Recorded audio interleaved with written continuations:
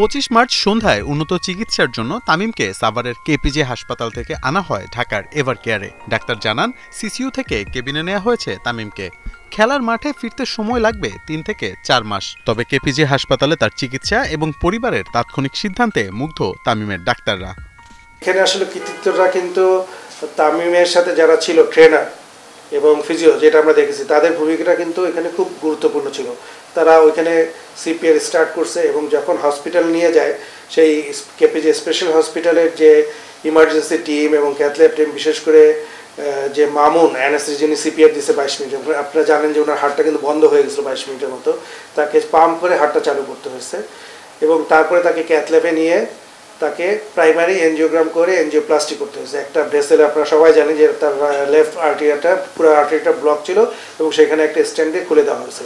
এই যে ডক্টর মারুফ, ডক্টর মামুন এবং ডক্টর রাজীব এবং তাদের যে ইমার্জেন্সি এবং ক্যাথল্যাব টিম এই যে সাহসী কাজটা করেছে, এই জন্য তাদেরকে আমি আমার পক্ষ থেকে, আমাদের হাসপাতালের পক্ষ থেকে এবং তামিমের পক্ষ থেকেও আমরা তাদেরকে কৃতজ্ঞতা প্রকাশ করি। Tamim Iqbal world class athlete, তবে হার্ট অ্যাটাকের পর তাকে মেনে চলতে হবে আরও কঠোর রুটিন।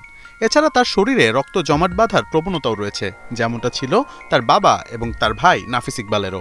এখন যেটা হবে সেটা হলো রিহ্যাবিলিটেশন, রিস্ক ফ্যাক্টর মডিফিকেশন। ওর যে রিস্কগুলো আছে, ওর ফ্যামিলি হিস্ট্রিটা খারাপ, ওর বাবার হিস্ট্রি, ওর ভাইয়ের হিস্ট্রি, প্লাস সব কিছু মিলে ওদের থ্রম্বোসিস, রক্ত জমাট বাঁধা যাওয়ার একটা প্রবণতা আছে এবং ওইটা ওর হয়েছে। ওর ব্লক ছিল প্রায় 80-90%, তার উপর থ্রম্বাস মানে রক্ত জমাট বেঁধে সম্পূর্ণ হার্ট অ্যাটাকটা হয়েছে। বাট আলহামদুলিল্লাহ হি সেভড। এমন ধকলের পর তামিম মানসিকভাবে দুর্বল হয়ে পড়েছেন খানিকটা। এত কম বয়সে হার্ট অ্যাটাক মেনে নিতে পারছেন না কিছুতেই, তাই বারবার ডাক্তারদের সাথে বোর্ড মিটিংয়ে কথা বলেন খান সাহেব। মানসিকভাবে চ্যালেঞ্জ সামলাতে কাউন্সিলর নিয়োগ করেছেন তার চিকিৎসকরা।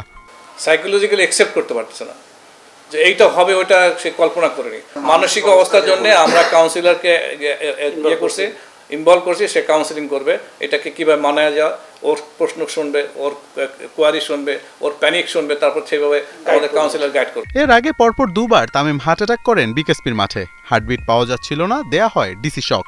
লাইফ সাপোর্টে ছিলেন, পালস পাওয়া যাচ্ছিল না। প্রায় আধা ঘন্টা বন্ধ ছিল তার হৃদস্পন্দন। কেপিজে হাসপাতালে তামিমকে নেওয়া হলে সেখানে এনজিওগ্রাম করানোর পর তার হার্টে ব্লক ধরা পড়ে। তারপরই বসানো হয় রিং। প্রায় রুদ্ধশ্বাস 6 ঘন্টা পর জ্ঞান ফেরে খান সাহেবের।